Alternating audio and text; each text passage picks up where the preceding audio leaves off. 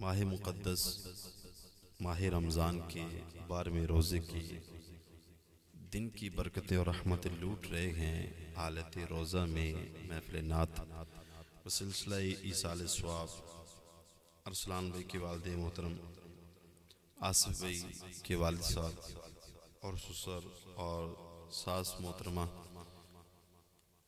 उनके ईसाल स्वाब की महफ़िल में हाजिर हैं। दुआ है अल्लाह ताला आज की हमारी इस हाज़िरी को अपनी बरगाह में कबूल मंजूर फरमाए और जिन अर्द हज़रात के लिए इस महफ़िल पाक का एहतमाम है, अल्लाह ताला आज के मुक़द्दस दिन के सदक़े उनकी बख्शिश और मग़फ़िरत फरमाए। माह रमज़ान में मैंने जैसे थोड़ी देर पहले भी अर्ज़ की है कि नेकियों का सवाब बढ़ा दिया जाता है और ये बड़ी खुशकिस्मती है हमारे लिए कि आज हमारे भाई अरसलान साहब ने इस महफ़िल पाक का एहतमाम फरमाया और बिलखुसूस अपने वालिद मोहतरम के ईसाल स्वाब के लिए ये महफ़िल का इनेकाद करना बड़ी सादत की बात है। अल्लाह ताला हमें भी अपने वालिदैन के लिए इस तरह की महफ़िल सजाने, उनके लिए बख्शिश की दुआएं करते रहने की तौफीक अता फरमाए। हुज़ूर जाने रहमत ख़ातमुन नबीयीन वल मासूमीन शफ़ीए उम्मम रहमत आलम सल्लल्लाहु तआला अलैहि वसल्लम पर दुरूद पाक पढ़ने की बेशुमार बरकतें हैं। उनमें से एक ये है कि मेरे करीम लजपाल आका अलैहिस्सलाम ने इरशाद फरमाया, जो मेरा उम्मती दिन भर में मुझ पर 50 मरतबा दुरूद पाक पढ़ेगा, मैं मोहम्मद रोज़े महशर अपने उस उम्मती के साथ मुसाफहा करूँगा।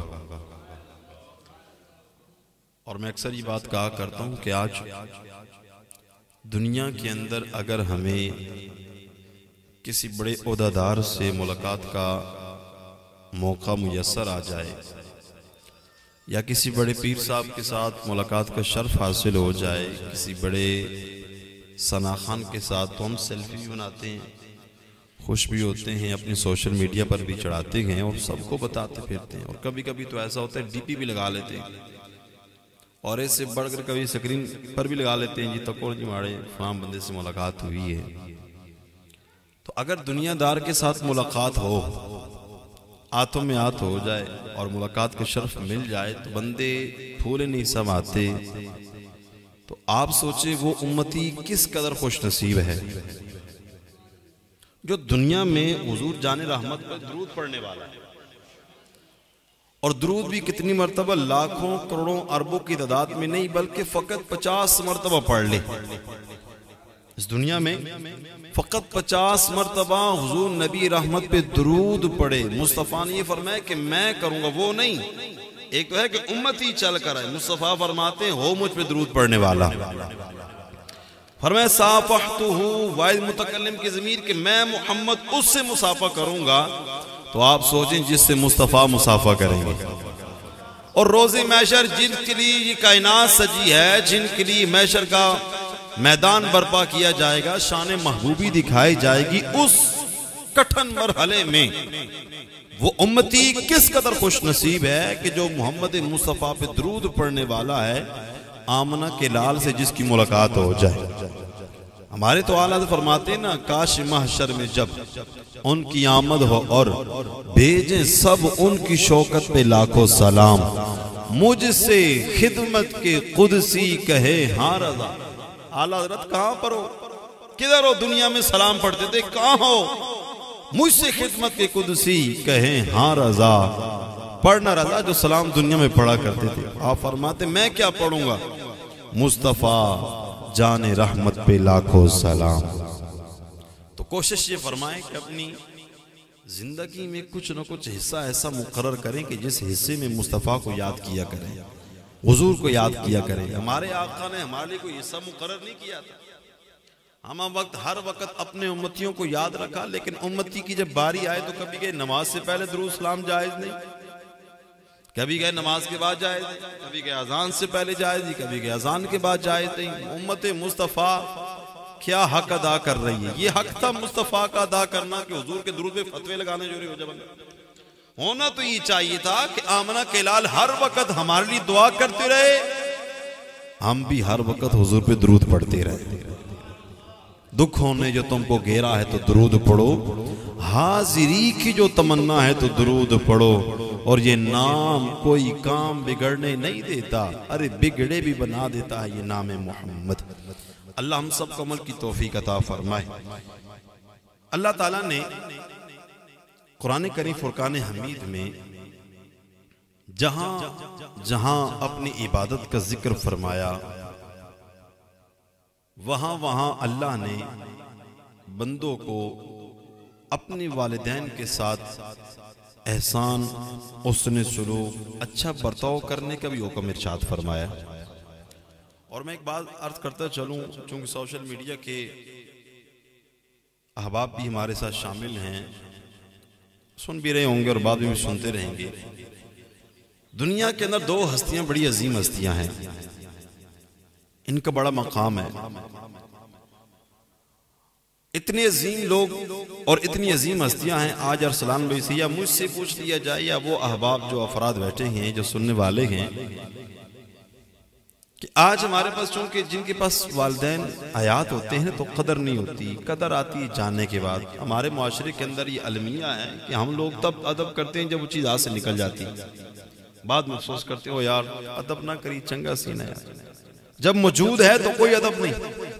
याद रखेंगे ये दो वो अफराद हैं कि अल्लाह ने इनको बड़ा मकाम और मर्तबा अता फरमाया, और वो दो हस्तियां माँ और बाप। ये माँ और बाप, माँ का तो लफ्ज इतना अजीम है कि जब जबान पे आता है मुंह में मिठास आ जाती है, और अल्लाह ताला का अंदाज देखिए कितना खूबसूरत है। रब्बे ज़ुल जलाल ने जिस मकाम पर भी वालिदैन की अजमत, शान, ताज़ीम बयान फरमाई है, वहां पे फकत माँ का जिक्र नहीं फरमाया, फकत बाप का जिक्र नहीं फरमाया, बल्कि दोनों हस्तियों का जोड़कर जिक्र फरमाया कि जहां माँ का जिक्र करना है बाप का भी जिक्र करना है।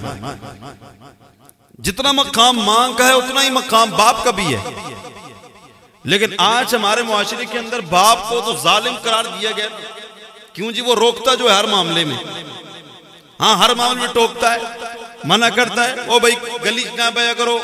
क्यों जी? रोकता है, बुरे कामों से रोकता है। बाप जालिम है, माँ जी माँ है। मैंने कहा माँ माँ है, लेकिन बाप तो वो है ना जिसने अपनी ख्वाहिशात को तर्क कर दी अपनी औलाद की खातिर। और हमें क्या चाहिए कि हम जब जिक्र करें तो एक का नहीं, दोनों हस्तियों का करें, कि दोनों के एहसान अगर देखे जाए तो हमारे ऊपर इतने हैं कि हम उनका एहसान नहीं चुका सकते। और अल्लाह ताला ने कुरान करीम फुरकान हमीद में दोनों का जिक्र क्या फरमाया? फरमाते हैं वाअबुदुल्लाह वला तुशरिकू बिही शैयन, अल्लाह की इबादत करो, अल्लाह की इबादत करो, वला तुशरिकू बिही शैयन, और अल्लाह के साथ किसी चीज को शरीक ना ठहराओ। इस पर तो अल्लाह का शुक्र है, हमारा अमल है कि हम अल्लाह ताला की इबादत करते हैं, नमाज भी पढ़ते हैं, और अल्लाह ताला को अल्लाह के फजलो करम से हम एक मानते हैं। कुल हुवल्लाहु अहद, वो अल्लाह एक है, लम यलिद वलम यूलद वलम यकुल लहू कुफुवन अहद। हर नमाज के अंदर हम ये पढ़ते हैं, ये अल्लाह का फजल है, और ये अल्लाह ताला का बहुत बड़ा फजल है। कभी इस पर हम गौर करें ना कि अल्लाह ने हमारे ऊपर कितना बड़ा फजल किया है। बिन मांगे अल्लाह ने मुसलमान पैदा फरमाया, और मुसलमान होने के साथ साथ सबसे बड़ा फजल कि अल्लाह ने अपने महबूब की उम्मत में पैदा फरमाया, और फरमाया कि अल्लाह ताला की इबादत करो, उसके साथ किसी को शरीक ना ठहराओ, और बिल वालिदैन इहसाना, और वालिदैन के साथ नेकी करो, वालिदैन के साथ हुस्न सलूक करो। एक तरफ अल्लाह की इबादत है, एक तरफ वालिदैन के साथ हुस्न सलूक है। हमने मुआशरे के अंदर ऐसे ऐसे अफराद भी देखे हैं, माथों पे मेहराब है, हाजी है, हज किया है, मुआशरे के अंदर लोग बड़ी इज्जत की निगाह से उसे देखते हैं, लेकिन माँ और बाप के साथ अच्छा नहीं है। माँ और बाप के साथ वो तेवर चढ़ाता है, नखरे करता है। आज हमारे मुआशरे का अलमिया, अभी चंद दिन कबल एक वीडियो आपकी नजर से शायद गुजरी हो कि ना गुजरी हो, लेकिन मैंने देखी है कि बड़े रोड के अंदर मजमे में एक बेटा अपने बाप को छुरिया मार के कत्ल कर देता है। हजरत हम उस माशरे में जी रहे हैं कि जिस माशरे के अंदर बाप को छुरियां मार के कत्ल कर दिए गए। हम उस माशरे में जी रहे हैं कि जिस माशरे के अंदर बेटा बाप को कहता है कि नया मोबाइल लेकर दिया जाए, बाप कहते हैं अभी हालात ऐसे नहीं कि मैं आपको मोबाइल लेकर दे सकूं। बेटा कहता है मैंने गेम खेलनी है, पबजी, मुझे मोबाइल लेकर दिया जाए। पिंडी का ये वाकया है, हमारे दोस्त है, उनके रिश्तेदार थे, उन्होंने बताया, कहते हैं मुझे लेकर दिया जाए। बाप ने कहा अभी हालात नहीं। और हमने देखा है कि बाप अपने कपड़े अगर बेचने पड़े वो बेच के बच्चों की ख्वाहिशात को पूरा करता है। लेकिन जब बाप ने कहा मेरे पास इतनी गुंजाइश नहीं, बेटा जलाल में है, चूंकि गेमें खेलने से आप देख लें मोबाइल जब ज्यादा चलाया जाए दिमाग मौफ होना शुरू हो जाता है, घर में बैठे बैठे गुस्सा आना शुरू हो जाता है जब मोबाइल चलाया जाए। तो बेटा चूंकि मोबाइल चला चला के फुल हुआ था, उसने उठाया पिस्तौल, बाप को गोली मार दी। अब ना वो रहा मोबाइल, ना रहा वो बाप। पछताए क्या जब चिड़ियां चुग जाए खेत। अब क्या पछताने का मौका, मैं और आप उस माशरे में जी रहे हैं। और ये वो हस्तियां हैं कि जिनकी ताजीम इतनी है। रब्बे ज़ुल जलाल ने फरमाया कि अल्लाह ताला फरमाता है वक़दा रब्बुका अल्ला ताबुदू इल्ला इय्याहु व बिल वालिदैनि इहसाना। अल्लाह ने ये फैसला कर दिया है कि इबादत फकत अल्लाह की जाएगी, सजदा अल्लाह को किया जाएगा। और आगे क्या है हुक्म इरशाद फरमाया, और फरमाया व बिल वालिदैनि इहसाना, वालिदैन के साथ उसने सलूक किया जाए, वालिदैन के साथ। और खास एक मकाम अल्लाह ने ऐसा बयान फरमाया कि उस मौके पर रब्बे ज़ुल जलाल ने ये फरमा दिया है कि वहां पर आके तुम्हारी आजमाइश हो जानी है। वहां पे तुम्हारा पता चलेगा कि तुम माँ और बाप की कितनी इज्जत करते हो, कितनी ताजीम करते हो, उनसे कितनी मोहब्बत करते हो। और वो मकाम क्या अल्लाह फरमाता है इम्मा यबलुगन्ना इंदकल किबर। अल्लाह फरमाता है कि अगर उन दोनों में से कोई, किबर कहते हैं बुढ़ापे की उम्र को, उदेड़ी उम्र को, अगर उन दोनों में से कोई बूढ़ी उम्र को पहुंच जाए, बुढ़ापे को पहुंच जाए, इंदकल किबर अहदुहुमा औ किलाहुमा, एक बूढ़ा हो जाए या दोनों बूढ़े हो जाएं। क्योंकि वो मकाम ऐसा होता है कि बाप अपने बेटे की मोहब्बत के लिए तरस रहा होता है, माँ अपने बेटे के साथ मोहब्बत भरी बात करने के लिए तरस जाती है। लेकिन आज हमारे मुआशरे के अंदर माँ और बाप के साथ कैसा अंदाज होता है। हम फेसबुक पर नहीं कहते ओ जी मारे थे फेसबुक पे फ्रेंड ही पूरे हो गए, हाँ जी 5000 हो गए, 10,000 हो गए, अब फॉलो किया जाए जी, रिक्वेस्ट खत्म हो चुकी हैं। भाई इतने दोस्त आपने फेसबुक पर तो बनाए हैं, इतनी गप्पे दोस्तों के साथ भी लगाई हैं, कभी माँ के साथ भी बैठ के गप लगाई, कभी वालिद की बात से बैठे हो कि नहीं बैठे, उनसे भी कभी कोई गुफ्तगू की है कि नहीं की है। यकीन मानिए बैठे हैं बुजुर्ग, बैठे हैं, ये बैठे हैं, मैं खुद एक बाप हूं, और भी कई अफराद सुनने वाले ऐसे होंगे जो इस मौके पर तरसते हैं कि यार मेरा पुत्र मेरे सामने बैठे और मेरे सामने बैठ के 2-4 प्यार की बातें करे। और आज हमारे पास बाप के लिए, माँ के लिए वक्त ही नहीं है, फोन पे लगे घंटा घंटा बातें करते रहते हैं, लेकिन माँ बैठे सामने देख रही होती है। हालांकि ये तो वो हस्तियां, मेरे करीम लजपाल आका अलैहिस्सलाम का फरमान शायद आपको याद हो, मेरा आका अलैहिस्सलाम फरमाते हैं कि तुम्हारे माँ और बाप के चेहरे को अगर कोई शख्स मोहब्बत की निगाह से देखे, मोहब्बत की निगाह से, प्यार की निगाह से माँ और बाप के चेहरे को देखे, अल्लाह ताला उसको हज मकबूल का सवाब अता फरमाता है। फिर साहबा तो साहबा थे, उनका अंदाज ही बड़ा खूबसूरत। हुजूर की बरगाह में अर्ज़ की या रसूलल्लाह, अगर दिन में 2 मरतबा देखे तो, आए हाय, कहा हुजूर 2 मरतबा कोई देख ले फिर क्या, फरमाया अल्लाह तो आज का सवाब अता फरमा दे। कहा 3 मरतबा, कहा 3 मरतबा, कहा अगर इससे ज्यादा मरतबा 100 बार देखे तो आमना के लाल फरमा दे अल्लाह की रहमत बहुत बड़ी है, जितना चाहे सवाब अता फरमा दे। एक बंदा 12 लाख रुपए लगा के हज के लिए जाए, सफा और मरवा की सही करे और हज करे, तवाफ करे, सारे हज के रुकन अदा करे, मकबूलियत की सनद फिर भी कोई नहीं, मकबूलियत की सनद फिर भी कोई नहीं है। वापस आ जाए, सारे काम कर ले, मकबूलियत की गड़ियां हैं या नहीं है, सनद फिर भी नहीं है। लेकिन आमना के लाल फरमाते मां के चेहरे को देखो हज मकबूल का सवाब है, बाप के चेहरे को देखो हज मकबूल का सवाब है। और एक मर्तबा नहीं, दिन भर जब चाहो मां के चेहरे को देखो, जब चाहो बाप के चेहरे को मोहब्बत की निगाह से देखो, अल्लाह हज मकबूल का सवाब अता फरमा दे। और ना कोई टिकट लेना पड़ता है माँ की ज़ियारत के लिए, ना कोई उम्र के लिए कोई लाइनें लगानी पड़ती हैं, ना कोई पैसे लगते हैं, ना कोई टाइम लगता है। माँ बैठी है, चेहरे को मोहब्बत की निगाह से देखो, अल्लाह जी मकबूल का सवाब। सौदा सस्ता है कि नहीं है? सौदा सस्ता है कि नहीं है? लेकिन किन के लिए? जिनके माँ बाप हयात है, लेकिन जिनके हयात उन्हें कदर नहीं। आज हमारे पास कदर है, हमें तो अल्लाह के फजलो करम दीन के सदके फिर भी कुछ कदर नसीब हुई है।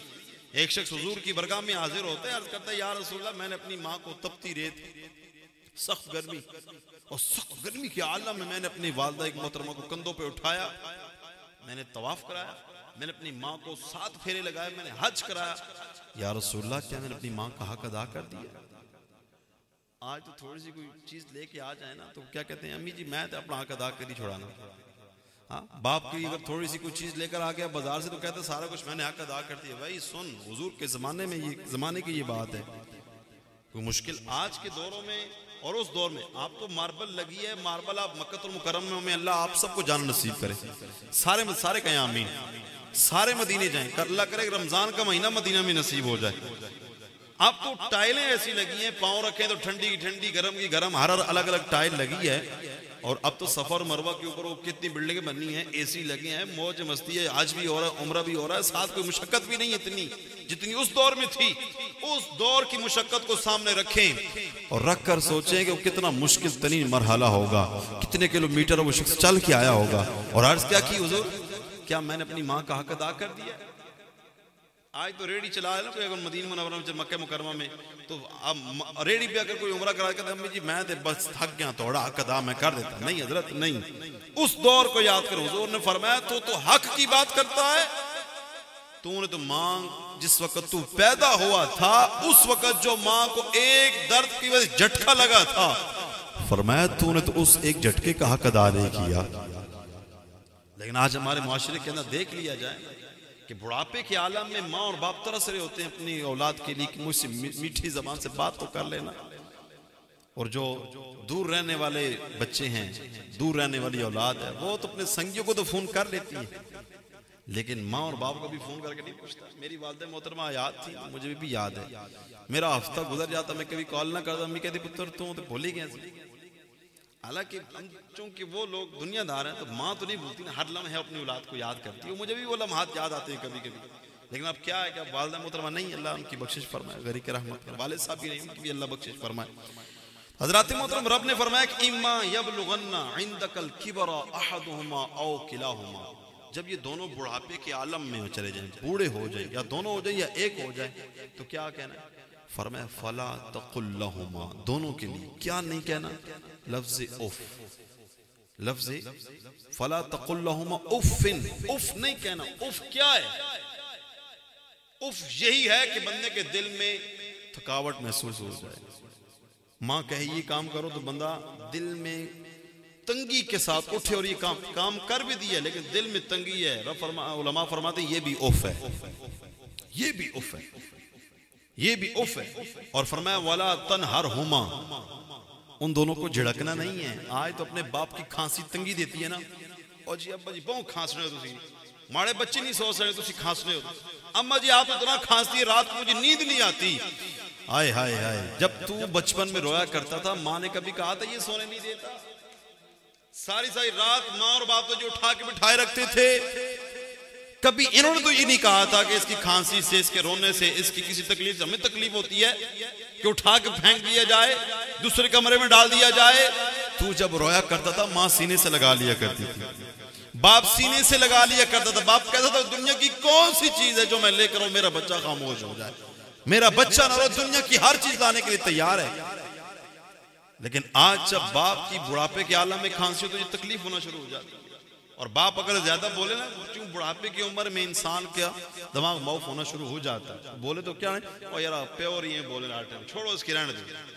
मशवरे के अंदर, बात के अंदर, गुफ्तगू के अंदर बाप बोलना शुरू हो जाए, बेटा जी रहने दो, तुझे की नहीं पता ऐ गल्ला, तुझे की नहीं पता। भाई अगर इनको नहीं पता, बता तुझे कैसे पता चले? तुझे बोलना किसने सिखाया? अल्लाह ने सिखाया या अल्लाह की अता से वालिदैन ने सिखाया?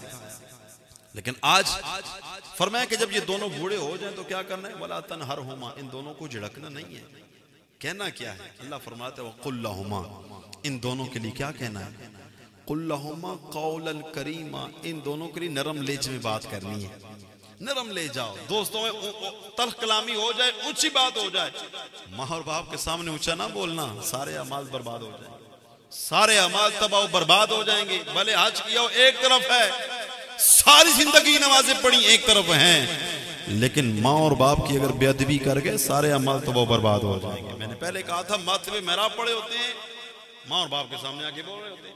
और एक अलविया बिलाल भी हमारे माशरे के अंदर, अब जिस दौर में मैं और आप जी रहे हैं ना, इस दौर के अंदर, पहले के दौर में औलाद अपने माँ और बाप से डरा करती थी कि मेरा प्यो नाराज ना हो जाए, मेरी माँ नाराज ना हो जाए, खौफ करते थे। वालिद आ जाता उठ के खड़े हो जाते थे, माँ आ जाती ताजीम से खड़े हो जाते थे, और गली के अंदर बाप को देखे घर में घुसे, क्यों जी वालिद साहब आ गए। और आज जिस माशरे के अंदर मैं और आप जी रहे हैं ना, इस माशरे के अंदर औलाद से माँ और बाप डरते हैं।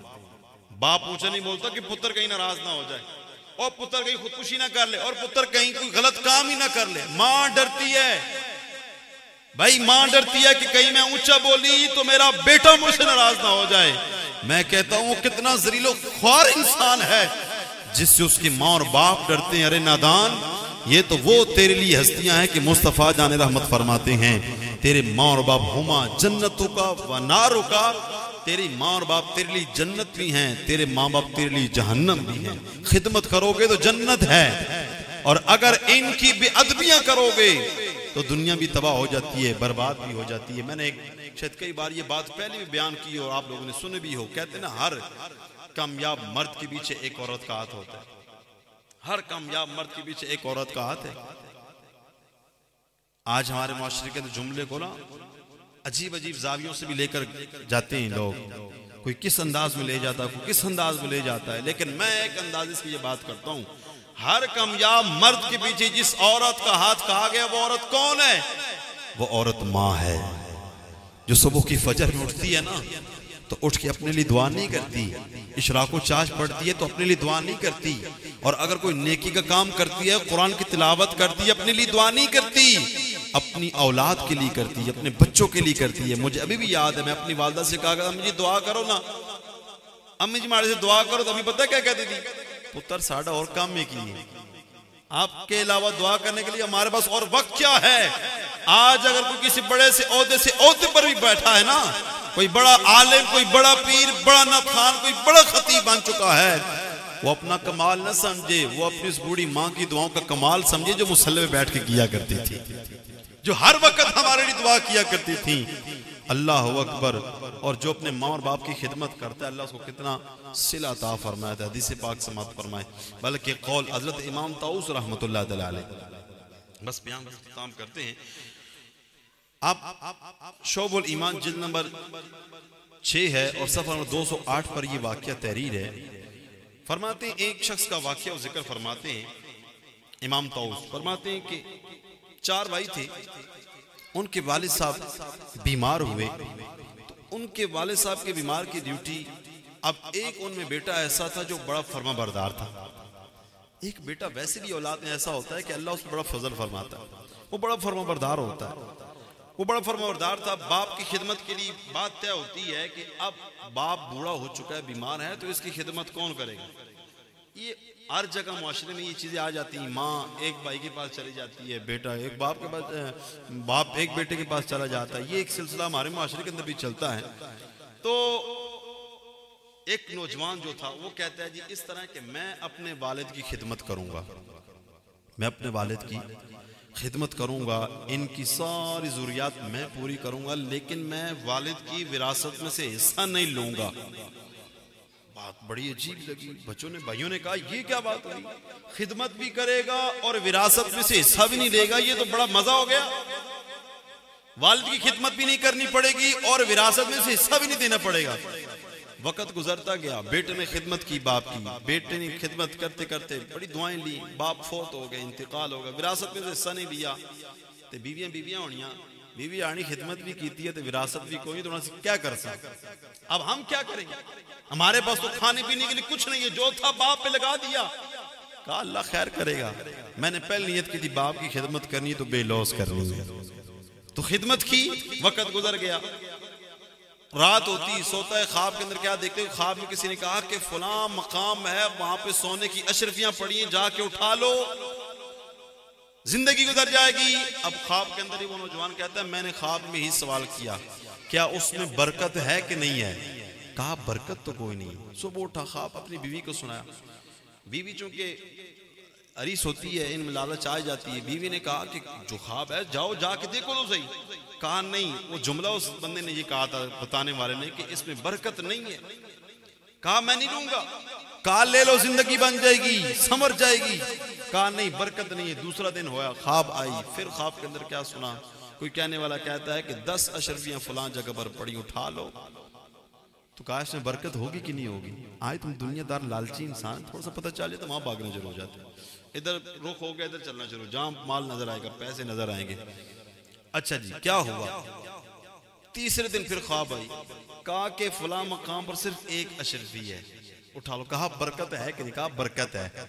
वो नौजवान उठा, वहां से उठाई, उठा के बाजार के अंदर जब जाता है, बाजार के अंदर से जाके उस एक अशरफी की 2 मछलियां खरीदता है। खरीद कर घर में लेकर आया, अपनी बेगम को दिया, बीवी को दिया। बीवी ने उन्हें ज़बह किया। काटने के बाद देखा, क्या देखा कि उन 2 मछलियों में से 2 हीरे निकले। 2 हीरे निकले। अब वो नौजवान जब उन हीरों को निकालता, उठाता, क्या देखता कि इतने कीमती हीरे हैं। अपनी बीवी को कहता देख बाप की खिदमत का सिला मिला है कि नहीं मिला। और कुदरती तौर पर अल्लाह की अता से, अल्लाह के हुक्म से उस वक्त के बादशाह ने, उस वक्त के बादशाह को वही हीरों की जरूरत पड़ गई।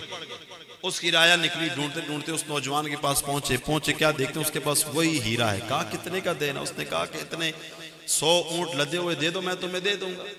उन्होंने कहा ठीक है। वो गए, 100 ऊंट लदे हुए सामान के लेकर आए। नौजवान ने लिए, एक हीरा लेकर वो बादशाह के पास जब पहुंचे, बादशाह ने देखा कि ये तो हीरा मेरी जिंदगी की ख्वाहिश थी, ये तो मुझे मिल गया है।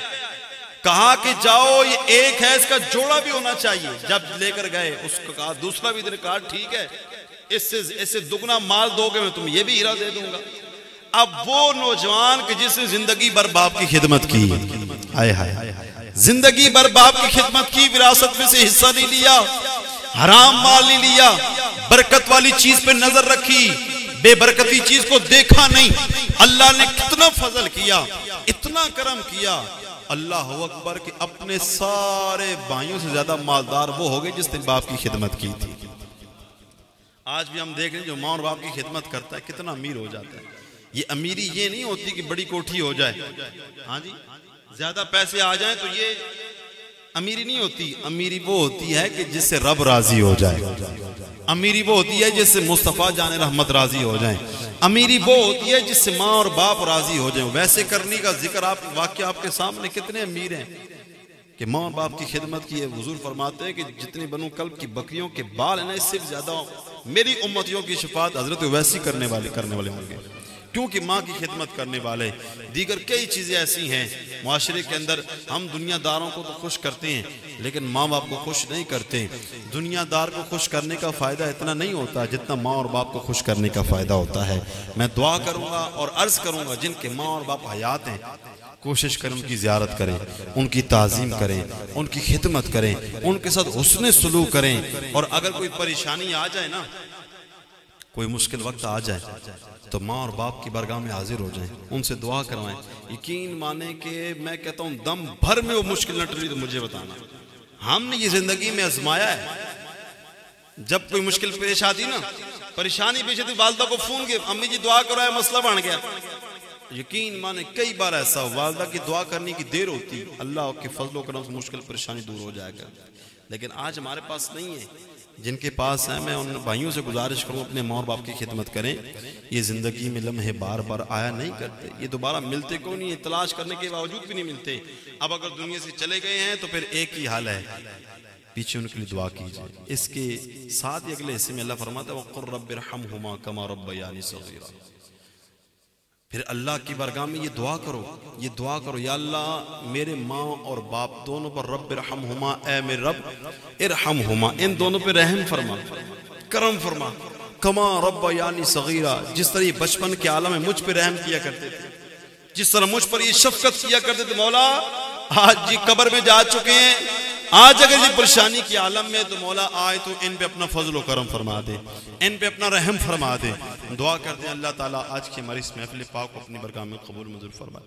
अरसलान भाई, हमारे आसिफ जलील भाई की वालिद साहब की बख्शिश और मग़फ़िरत फरमाए, दीगर अहल व अयाल की बख्शिश और मग़फ़िरत फरमाए, और जितने हाज़रीन हैं बशमूल मेरे वालिदैन के अल्लाह जल्ल शानहू सब की बख्शिश और मग़फ़िरत फरमाए।